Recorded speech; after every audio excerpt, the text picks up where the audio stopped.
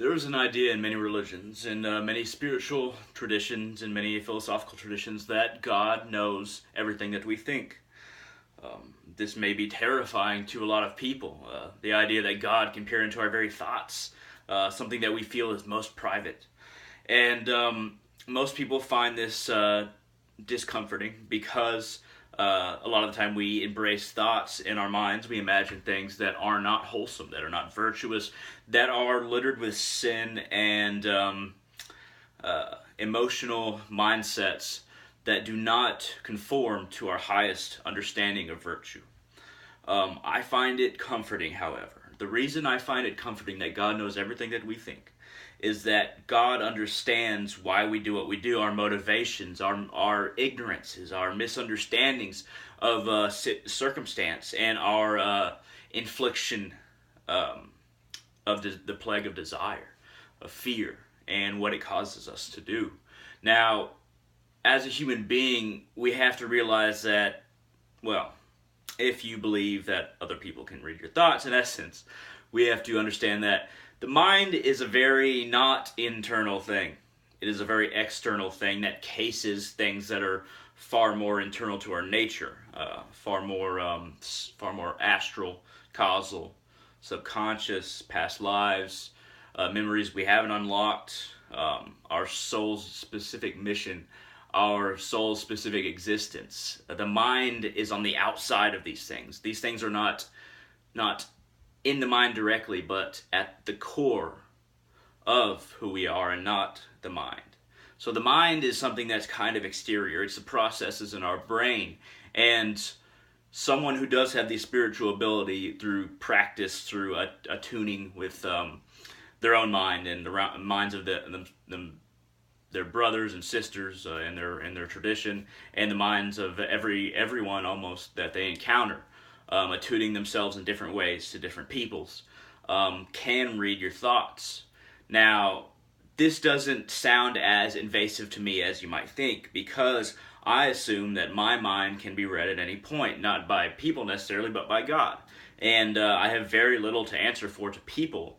I do have things to answer for, but I do not feel threatened by the idea that somebody can read my mind.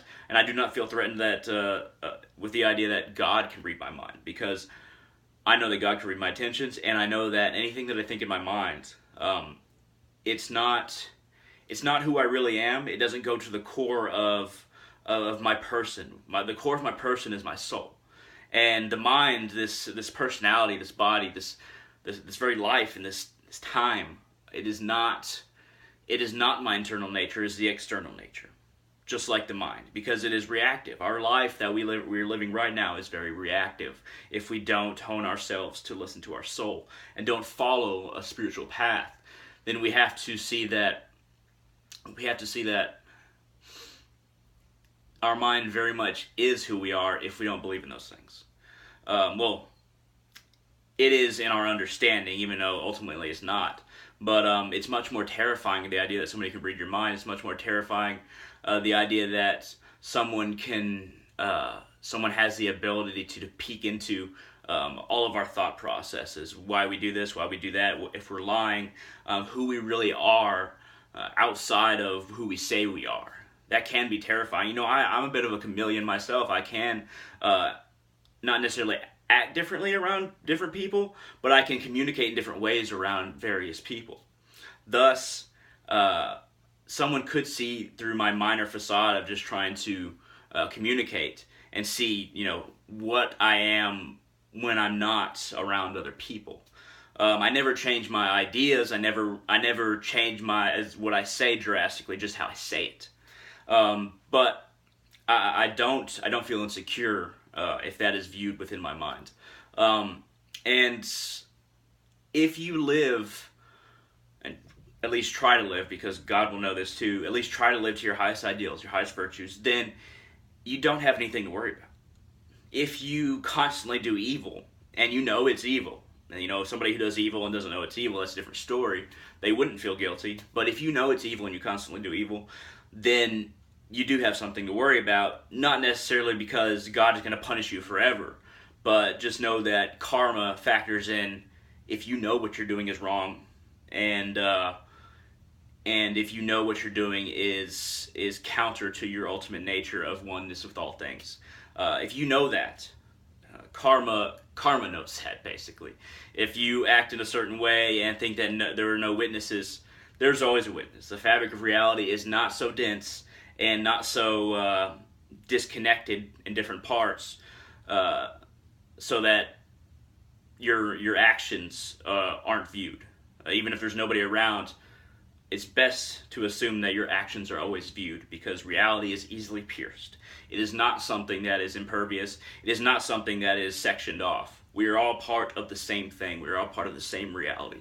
So try to live up to your highest ideals. I'm not saying you have to be Hindu. I'm not saying you have to think like I do. I'm not saying you have to follow the same virtues I do. All I'm saying is that try to be the best version of yourself that you know you should be. And whatever that best version of yourself, whatever virtues you have, whatever virtues you kind of hold as your guiding star, and what you know is right, at least you think you know is right, follow that. Follow that as best you can. And it's not asked of us that we should achieve these virtues, this closeness to God, this compassion, this connection with other people. All that is required of us is that we try. So try to be the best version of yourself. And being read mentally by other people, other beings, God, it's not so bad. So look at yourself, understand yourself, and find yourself. Thank you very much for watching. I hope all of you have a wonderful day.